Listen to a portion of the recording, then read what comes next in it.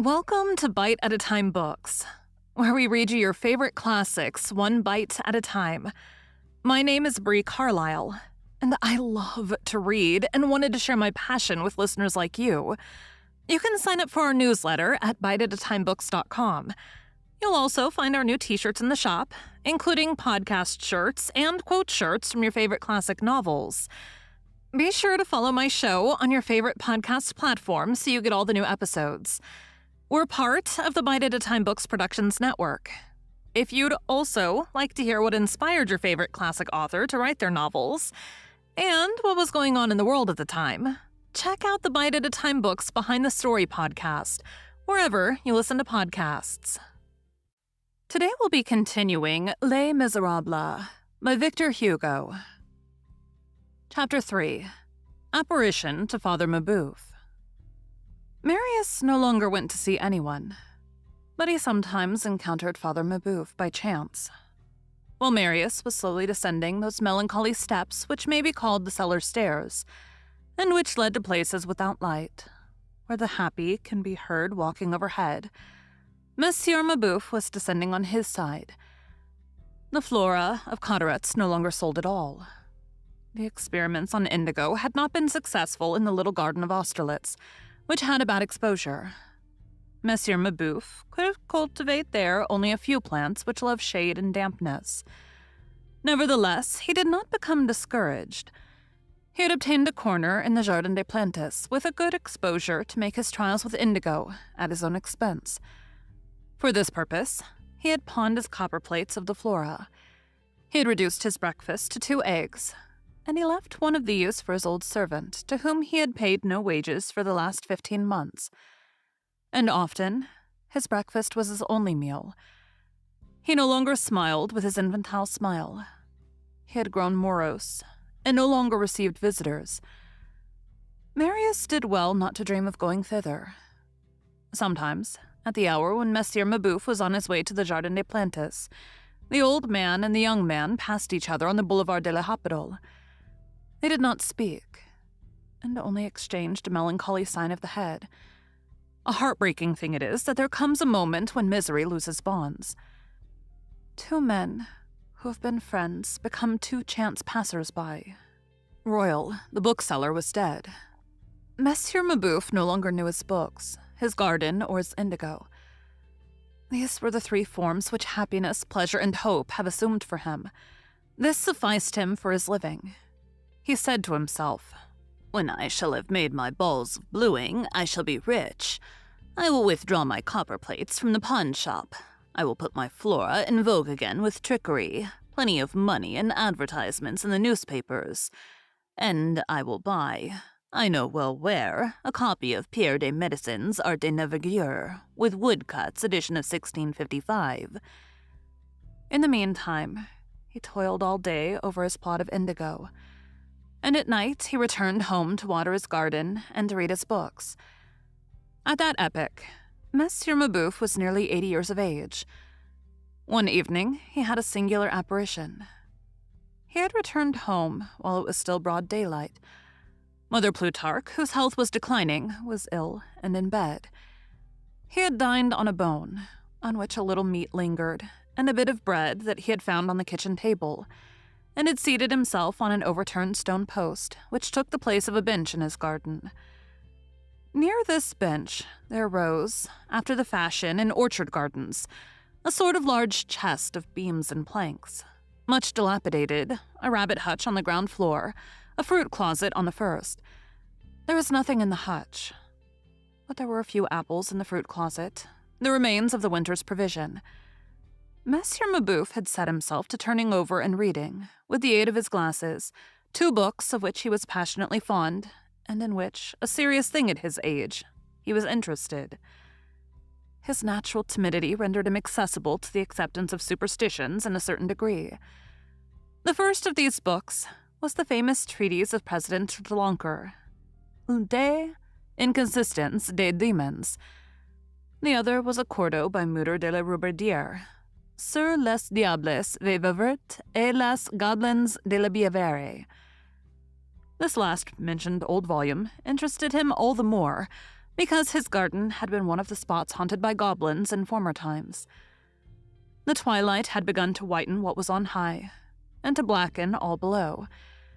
As he read, over the top of the book which he held in his hand, Father Mabouf was surveying his plants, and among others a magnificent rhododendron, which was one of his consolations. 4 days of heat, wind, and sun without a drop of rain had passed. The stalks were bending, the buds drooping, the leaves falling. All this needed water. The rhododendron was particularly sad. Father Mabouf was one of those persons for whom plants have souls.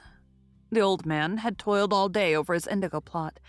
He was worn out with fatigue, but he rose, laid his books on the bench, and walked, all bent over and with tottering footsteps, to the well. But when he had grasped the chain, he could not even draw it sufficiently to unhook it.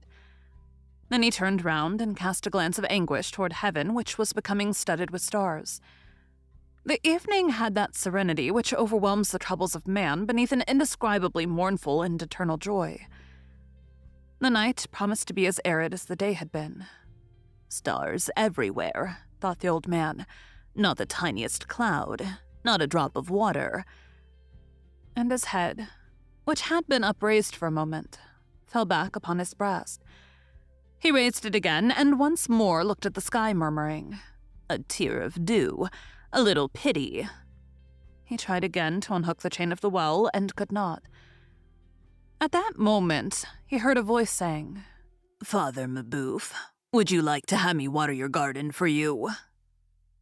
At the same time, a noise as of a wild animal passing became audible in the hedge, and he beheld emerging from the shrubbery a sort of tall, slender girl, who drew herself up in front of him and stared boldly at him. She had less the air of a human being than of a form which had just blossomed forth from the twilight. Before Father Mabouf, who was easily terrified, and who was, as we have said, quick to take alarm, was able to reply by a single syllable. This being, whose movements had a sort of odd abruptness in the darkness, had unhooked the chain, plunged in and withdrawn the bucket, and filled the watering pot, and the goodman beheld his apparition, which had bare feet and a tattered petticoat, running out among the flower beds, distributing life around her. The sound of the watering pot on the leaves filled Father Mabouf's soul with ecstasy. It seemed to him that the rhododendron was happy now. The first bucketful emptied. The girl drew a second, then a third. She watered the whole garden. There was something about her, as she thus ran about among paths where her outline appeared perfectly black, waving her angular arms and with her fichu all rags that resembled a bat. When she had finished, Father Mabouf approached her with tears in his eyes and laid his hand on her brow. "God will bless you," said he.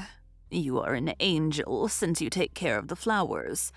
"No," she replied. "I am the devil, but that's all the same to me." The old man exclaimed without either waiting for or hearing her response, "What a pity that I am so unhappy and so poor that I can do nothing for you." "You can do something," said she. "What?"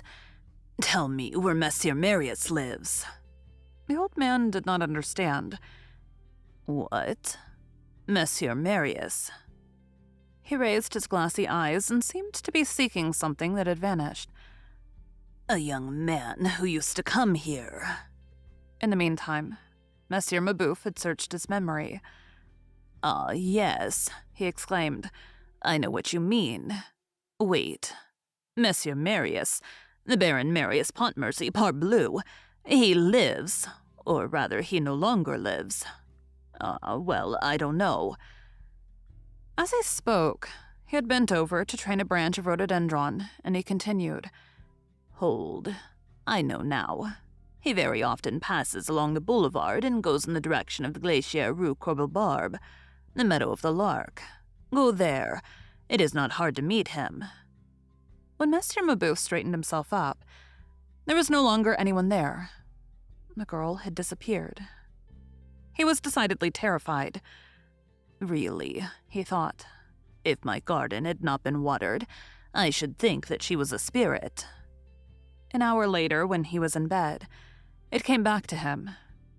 And as he fell asleep, at that confused moment when thought, like that fabulous bird which changes itself into a fish in order to cross the sea, little by little assumes the form of a dream in order to traverse slumber, he said to himself in a bewildered way, "In sooth, that greatly resembles what Rue Baudière narrates of the goblins.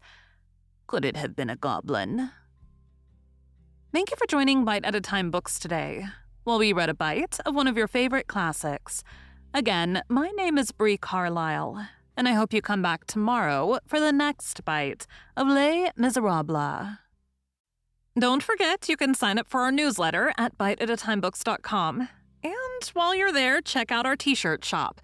You can look in the show notes or on our website, biteatatimebooks.com, for the rest of the links for our show. We'd love to hear from you on social media. You can find us everywhere at Bite at a Time Books.